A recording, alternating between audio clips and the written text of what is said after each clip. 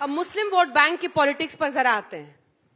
BJP का आरोप है कि आपने जिन्ना को इस चुनाव में इसीलिए लाया क्योंकि आपको ये डर था कि बहुत सारी पार्टियां चुनावी मैदान में, इस बार तो हैदराबाद वाले ओवैसी जी भी आए हुए हैं, तो कहीं वोट बट न जाए।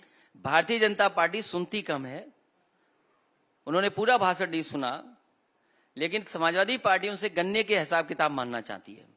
इस बार जहां से चुनाव हो रहा है वहां के किसानों का गन्ना भुगतान होगा कि नहीं होगा कीमत, और दूसरा वहां का किसान जानता है उनके मान सम्मान का ये चुनाव है। जिन किसानों के सम्मान को इन्होंने खत्म किया है वो एक एक किसान वहां पर तैयार है अपने मान सम्मान के लिए वोट डालने के लिए।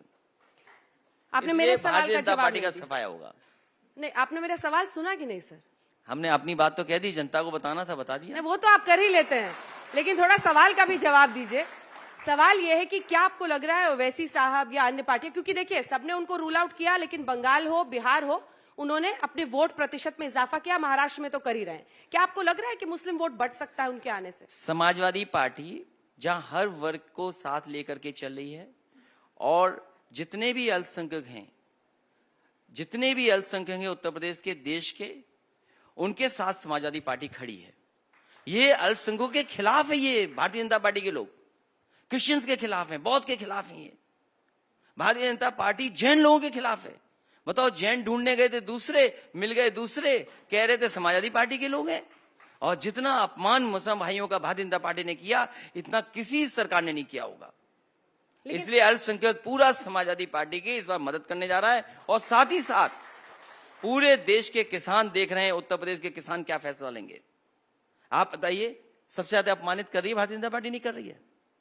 झूठ बोलती है भारतीय जनता पार्टी की नहीं बोलती है? नहीं, वो तो क्लैरिटी से बोल रहे हैं 80% बनाम 20% है। वो 80% झूठ बोलते हैं, 20% सच बोलते हैं। ये नहीं पता लगा आपको?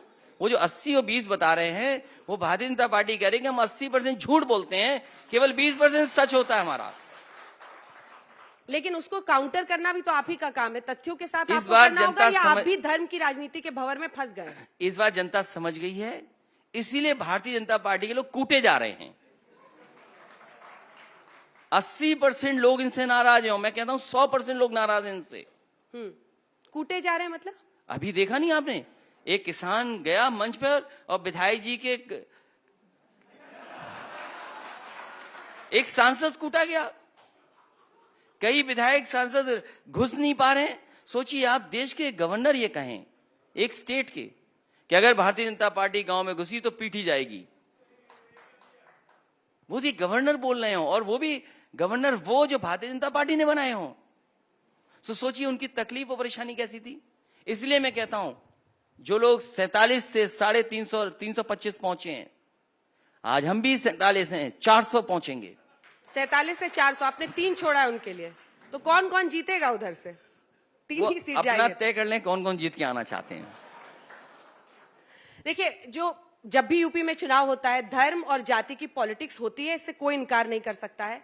उधर मायावती जी चाह रही हैं कि दलित और ब्राह्मण का एक कॉम्बिनेशन बने, इधर ओवैसी जी दलित मुस्लिम यूनिटी की बात कर रहे हैं, आप इधर यादव मुस्लिम की यूनिटी की बात कर रहे हैं।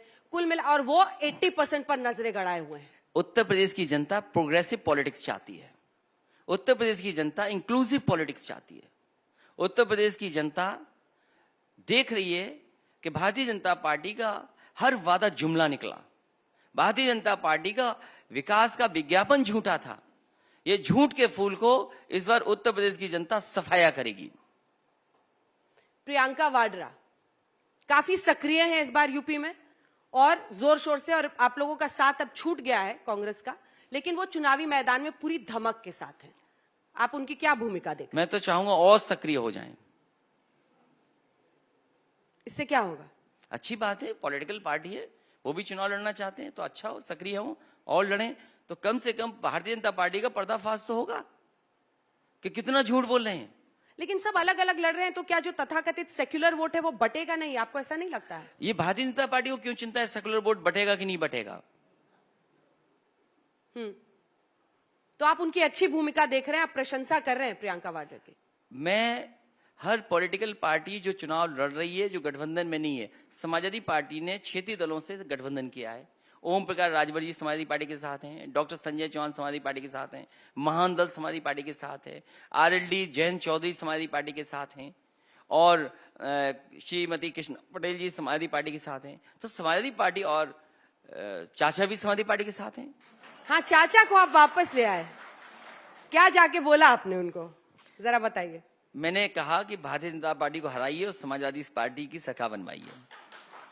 तो उनके चरणों में चले गए, आपको लगा कि इस बार जरूरत है चाचा जी की।